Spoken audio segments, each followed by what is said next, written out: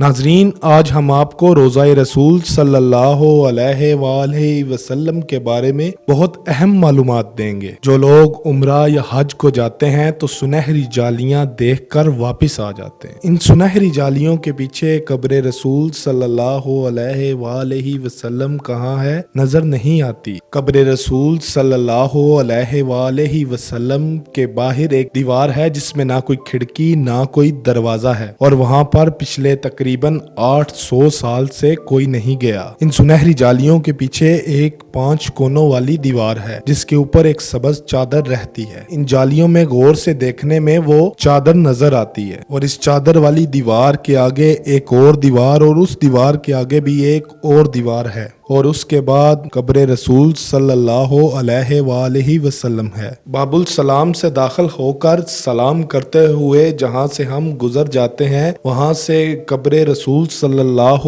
علیہ وآلہ وسلم ان 3 دیواروں کے آگے 4 فٹ نیچے ہے، اور قبر رسول صلی اللہ علیہ وآلہ وسلم اما عائشہ کے حجرے میں بنائی گئی تھی، اور اما عائشہ کے حجرے کے اندرونی مناظر آپ کو اس ویڈیو میں دکھاتے ہیں۔ ایک پاکستانی نے اما عائشہ کے حجرے اور ان سنہری جالیوں کے پیچھے کے مناظر کا ایک شبیہ تیار کی ہے۔ السلام علیکم ناظرین، میں ہوں عادل جاٹ۔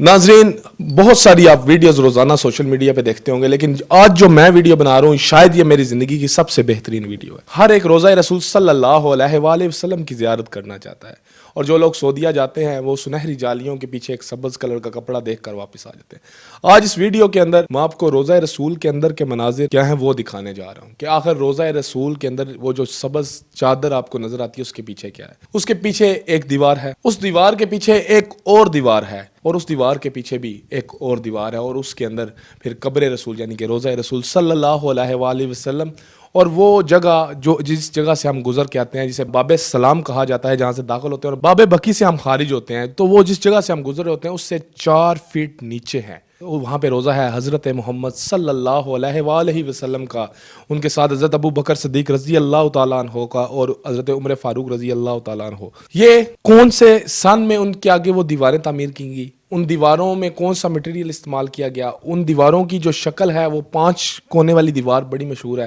جو لوگ جانتے ہیں وہ تو سمجھ گئے ہوں گے، اور جو نہیں جانتے ان کے لیے انفارمیشن میں اضافہ ہوگا۔ میرے ساتھ شاہد محمود عالم ہیں، یہ یوٹیوب پر قرآن کے وظائف بتاتے ہیں، پریشانی کے عالم میں کون سا پڑھنا چاہیے، بیماری کے عالم میں کون سا پڑھنا چاہیے، اس طرح کے وظیفے بتاتے ہیں۔ انہوں نے اب رسول اللہ صلی اللہ علیہ وآلہ وسلم کی انسیت میں ایک ماڈل تیار کیا ہے۔ میرے پاس تو الفاظ نہیں ہے کہ ان کے اس ماڈل کی میں تعریف کر سکوں، ان کے ماڈل کا ایک بہت بڑا اور میرے الفاظ بہت چھوٹے چھوٹے ہیں۔ ان سے آپ کی بات کرواتے ہیں اور ان سے پوچھتے ہیں کہ یہ دیواریں کون سے سن میں بنائی گئی، کس طرح کی ہوئی، اور اگر اس کے بارے میں آپ بھی کوئی انفارمیشن رکھتے ہیں تو کمنٹ میں اپنی رائے کا اظہار ضرور کرنا ہے، اور بہت ساری ویڈیوز کو شیئر کرتے ہیں۔ اس ویڈیو کو میں پہلے ہی بول رہا ہوں شیئر کریں تاکہ یہ انفارمیشن دوسرے ہمارے مسلمان بہن بھائیوں تک جائے اور انہیں پتہ چلے کہ روزہ رسول کس طرح سے بنایا گیا ہے۔ السلام علیکم۔ وعلیکم السلام ورحمۃ اللہ جی، بسم اللہ۔ مجھے یہ بتائیے گا کہ اس کے اندر جو جالیاں ہیں، سنہری جالیاں جنہیں کہا جاتا ہے، وہ دیکھتے ہیں اس کے سامنے ایک سبز کپڑا نظر آتا ہے، اس کے پیچھے کیا ہے؟ لوگ جاتے ہیں اور صرف سنہری جالیوں تک ہی جا پڑتے ہیں۔ اب تو سنہری جالیوں کے آگے بھی انہوں نے ایک چھوٹی سی اور باؤنڈری بنا دی ہے کہ سنہری جالیوں کو کوئی ٹچ نہ کر سکے، تو اس لیے میں نے یہ ماڈل بنایا ہے تاکہ جو لوگ وہاں پر جائیں، زیارت کے لیے جائیں، عمرہ کے لیے لوگ جاتے ہیں، خوش قسمت لوگ، ان کو معلوم ہو کہ ان کو کیا نظر آ رہا ہے، اور ان کی آنکھوں میں ایک عکس بن جائے کہ ان سنہری جالیوں کے پیچھے کیا ہے، جو سنہری جالیوں کے اندر دور ایک سبز کپڑا دکھائی دے رہا ہے اس کے اندر کیا ہے، تاکہ وہ جب آپ صلی اللہ علیہ وسلم پہ درود و سلام بھیجیں تو ان کا جو فوکس ہے، جو ایک ان کا لیول ہے تھنکنگ کا، ان کو معلوم ہو کہ ہم نے اس دیوار کی بجائے اندر جو حجرہ مبارک حضرت عائشہ صدیقہ رضی اللہ عنہا کا ہے وہاں پہ سلام ہم نے پڑھنا ہے، اور وہ یہاں سے کتنی دور ہے، کتنے فاصلے پر ہے۔ تو ان دیواروں کے پیچھے اور کتنی دیواریں ہیں۔ سن 886 ہجری میں جب سلطان اشرف القطبی تھا تو وہاں پر آگ لگی روضہ مبارک میں، بجلی، آسمانی بجلی گرنے سے بھی لگی، اور ایک شمع رکھی ہوئی تھی جو رات کو جلاتے تھے اس سے بھی لگی، تو وہ آگ کافی پھیلی تھی، اس سے دیواروں کو نقصان پہنچا تھا جو 5 کونے والی، اور چھت بھی گرا تھا۔ اس کے بعد سلطان اشرف القطبی بادشاہ تھا، لیکن دل والا بادشاہ تھا، اس کو معلوم تھا کہ میری اوقات نہیں کہ میں حجرہ میں داخل ہوں۔ اس نے دیکھا کہ اس کے زمانے میں سب سے بڑا عالم کون ہے، تو سلطان احمد بن السمہودی ایک عالم تھا، قسمت پائی ہے، کیا قسمت پائی، اس کو اس نے اپوائنٹ کیا کہ جا کے صفائی کر کے آؤ جو چھت کے گرے ہوئے تھے اس سے. وہ بھی انہوں نے سوچا کہ یہ اٹھائے جائیں کہ نہ اٹھا جائیں. تمام عالم اس پہ بھی بیٹھے کہ جو قبر مبارک کے جو تینوں قبریں ہیں ان کے اوپر جو چھت کے گرے ہیں وہ حصے ان کو اٹھایا جائے، کہ پھر انہوں نے کہا نہیں چلیں صفائی کر لیتے ہیں. احمد السمہودی جب حجرہ مبارک میں داخل ہوئے تو وہ فرماتے ہیں کہ میری آنکھوں کے سامنے منظر ہی کچھ اور تھے.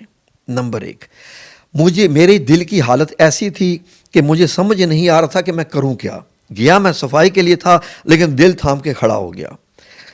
تینوں قبریں میرے سامنے تھی اور اس حجرہ میں ایک ایسی خوشبو پھیلی ہوئی تھی جو خوشبو پوری زندگی میں نے نہ کہیں سنی، نہ دیکھی، نہ محسوس کی. وہ خوشبو اس دنیا کی تھی بھی نہیں. پھر اس کے بعد اس کے اندر جو اور اس کی سوچ کے جو تھے وہ دعائیں کرتا رہا. وہ یہی کہتا ہے کہ میں نے وقت وہاں پر اتنا صفائی میں نہیں لگایا جتنے امت کے لیے دعائیں اور اپنے لیے دعائیں اور ہر ملکوں کے لیے، غریبوں کے لیے، مسکینوں کے لیے وہ کھڑا ہو کر درود و سلام پڑھتا رہا، دعائیں کرتا رہا.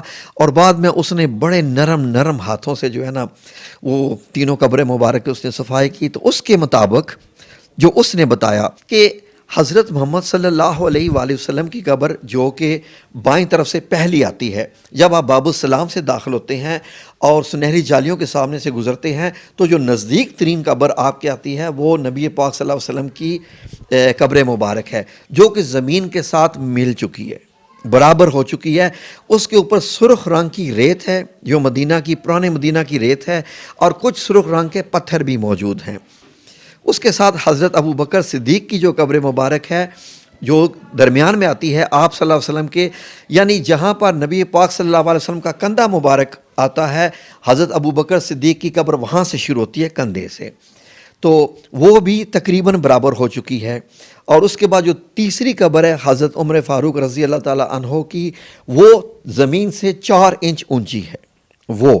لیکن ظاہر ہے کہ 886 عیسوی جو ہے وہ ہجری کی بات ہے، اور اس کے بعد سے آج تک کوئی بندہ اس کے اندر نہیں جا سکا. اس ماڈل کے درمیان ایک وائٹ کلر کا وہ روزہ موجود ہے جس کے اندر ایک ونڈو بنائی ہے. یہ ونڈو تک بھی ابھی کوئی رسائی نہیں ہے کسی طرح کی. 886 ہجری کے بعد احمد السمہودی کے بعد کوئی چیز بھی دنیا کی وہاں پر داخل نہیں ہوئی ہے، شاید ہوا بھی نہیں داخل ہو سکی ہوگی. میں تو اس کی قسمت پہ رشک کر رہا ہوں کہ وہ اس وقت دنیا کا آخری بندہ ہے جہاں وہاں تک جا سکیں. اللہ تعالیٰ ان کو بھی جنت الفردوس میں اعلیٰ مقام فرمائے اور کڑوڑ جنت نصیب فرمائے. میں امید کرتا ہوں آج آپ نے رسول اللہ صلی اللہ علیہ وآلہ وسلم کی اصل قبر مبارک تک کا دعا بہترین طریقے سے، آسان طریقے سے انہوں نے آپ تک پہنچانے کی کوشش کی ہے.